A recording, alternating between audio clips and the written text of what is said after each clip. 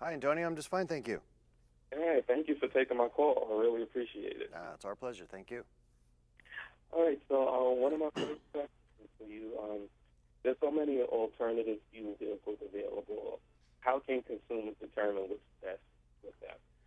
Well, I think we're at an interesting inflection point in personal transportation in that for how many years now, when you went out to buy a car, you picked the color you liked, the style you liked, maybe how much power it had, how many seats it had, but you knew you were going to go to the gas station at some point. There was no if, and, or buts about that one. Now it's different. Now we can buy a car that doesn't even know what gasoline's for, a full electric car. Or you can buy a car that runs like a golf cart, electric car style, for 30 miles and then shifts over to gasoline.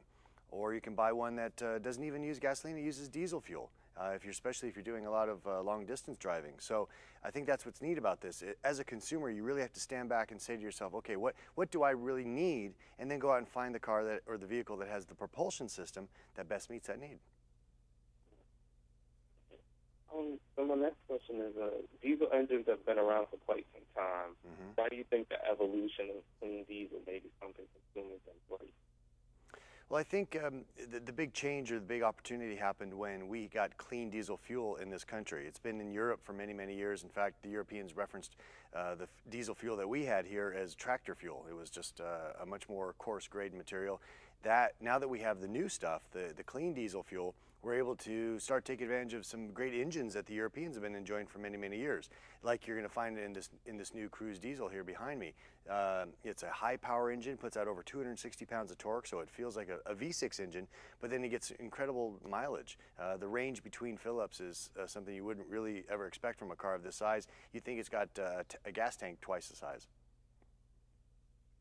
So kind of going off what you were talking about with diesel cars in Europe, we know that diesel cars make up 50% of car sales there. Why have Europeans embraced diesel vehicles so much quicker than us? Well, you know, fuel is very expensive in Europe. It can average easily $8 to $9 a gallon. So we think it's expensive here when it hits $4, but we've got it easy comparatively. But diesel fuel is a little less expensive in Europe, on top of the fact that you get this great range, this great mileage and efficiency between fill-ups. So it really is a smarter economic choice. On top of the fact that many times the diesel version of any car is the one that's the more fun to drive. It's got that torque. By the way, torque is what we feel when the light turns green. You always think, oh, I want a car with a lot of horsepower, but actually it's torque that really makes the difference to the feeling and the enjoyment we get from driving. So when you merge this, this amazing amount of torque with the fact that you're getting this great fuel efficiency, the Europeans have been onto something that Americans are just now starting to figure out for many years.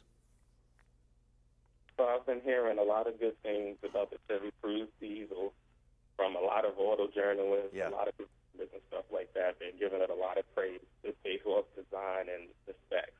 So tell us about the new Chevy Cruze and Chevy Cruze diesel. What does it offer consumers that other alternative vehicles do not?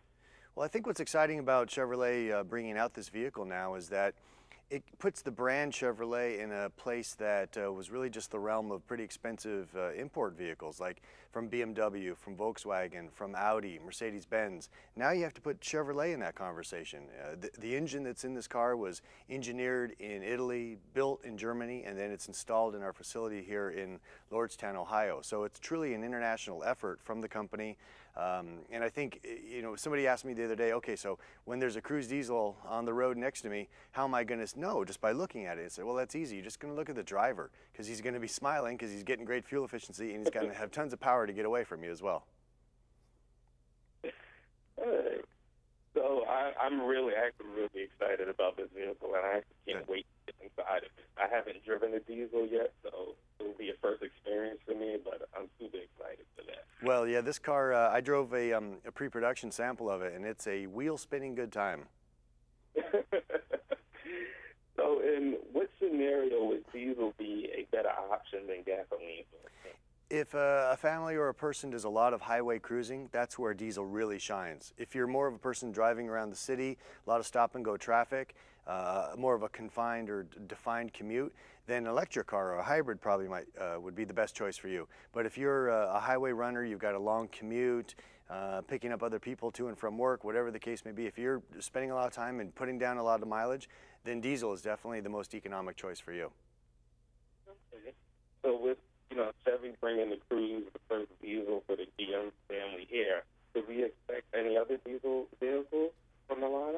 Well, we're not here to announce anything on that front yet today, but I can tell you that we're going to be very excited to see how the public responds to this vehicle, how the sell-through goes.